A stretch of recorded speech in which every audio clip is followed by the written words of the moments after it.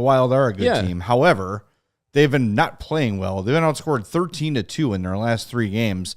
They're reeling. Things had not been going well for them. So if there was a time to catch the Wild at the right time, the Hawks have been playing pretty well. The Wild have been playing pretty poorly.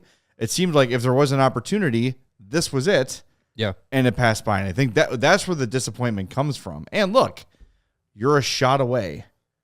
Yeah. You're a shot away from tying this game. If Nazar's open chance that he had on Gustafsson, if that goes in, it's a different game. I mean, I agree. The Wild are a better team. That's undeniable. But you were right there. Yeah. You were tied going into the third period. Again, it keeps padding that stat that might mean something, might mean nothing. I don't know, but it's a stat that they were either tied ahead or within 1 goal going into the third period again, like for the 32nd time in 35 games. Like they and they lead the league in empty net goals against. Like, this is a team that, yes, keeps coming up short.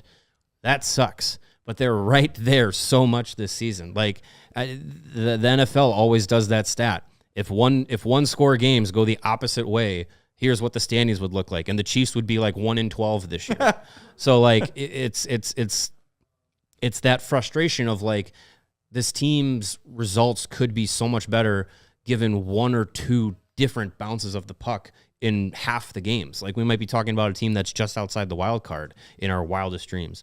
But unfortunately, the reality is they don't have that extra gear against these teams like the Wild to put themselves over. They can try, and they fought back against Calgary in the last game.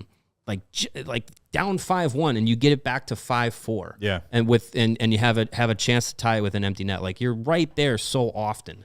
And it was just like tonight is kind of like the microcosm of the season. Like, you get a lead, you lose it. You fight back, you get it back, you lose it again. And you're running right there with a team that's better than you. Right.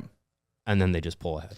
Yeah. And that's where the disappointment comes, because you're saying it's right there, and you're talking about how earlier in the year it was that way, but it just feels different over the last 10 games.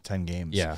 Where they're in every game they play. Because there were a lot of those games early on where, because of the way they played, they were able to keep games close that they shouldn't have. Yeah. This is different. This is they're trading punch for punch with good teams.